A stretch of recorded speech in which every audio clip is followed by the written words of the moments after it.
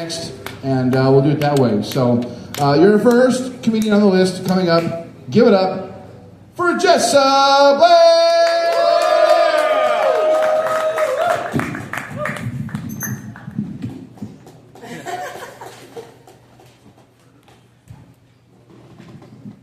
Give it up for this stool. I mean, how much epoxy this took. But yeah, I made this. Woo! Hell yeah!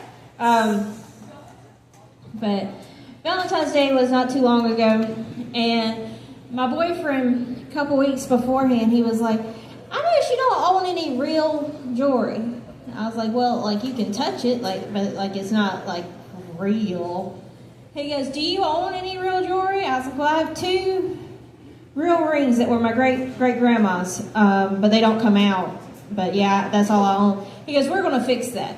He comes from like a real like upper middle class Jewish family. Like they got all their shit together. Like he knows who all of his parents are. He's never talked to a cousin through plate glass.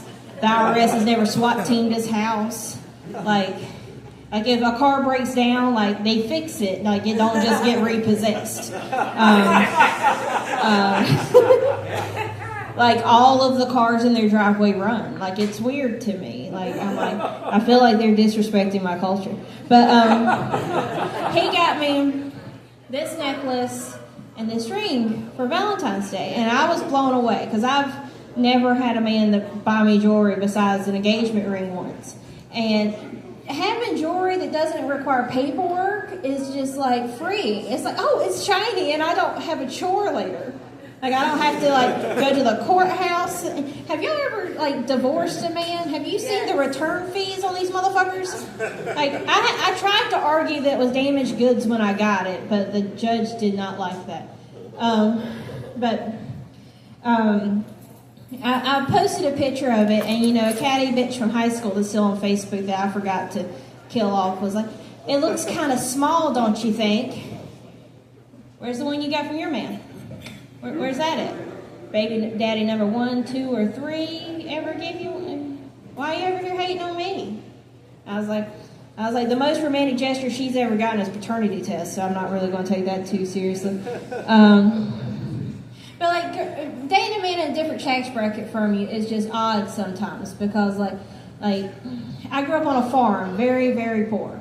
Like I can do, you know, a full day's work before breakfast. And then he wants to take 8 business days to do the dishes. And any chore he has, he wants to add 87 steps to it. Drives me nuts. So he was like, Jessa, the only reason you're so fast at chores is because you were beaten as a child. They gotta pick out a switch and let's hurry this shit up. I'm not above hitting a man if he had it coming. But like growing up, like I grew up like in foster care and like my dad's family, and my dad was in custody longer than he ever had custody of me, if you get my drift. The last guy I dated, he was like, I want to meet your parents. I was like, come on now, darling, you're too pretty to go to prison. You won't survive. My dad was like, I didn't meet my real mom until I was 17. So like growing up, Mother's Day for me was just my daddy going to a wet t-shirt contest to find me another one. Mind you, I haven't talked to my father since 2009 because sometimes your parents aren't good people and you got to walk away. But my dad's 3rd wedding was Civil War themed.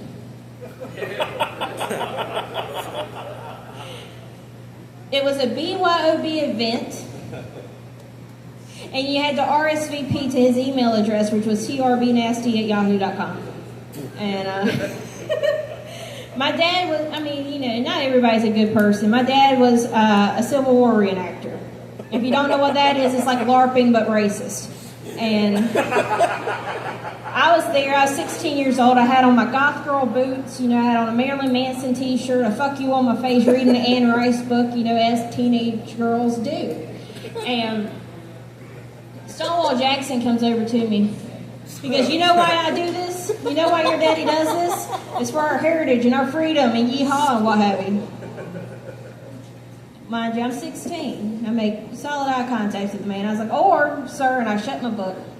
It's because his first wife ran off with a black man. So the next thing I have is 6 guns pointed at me.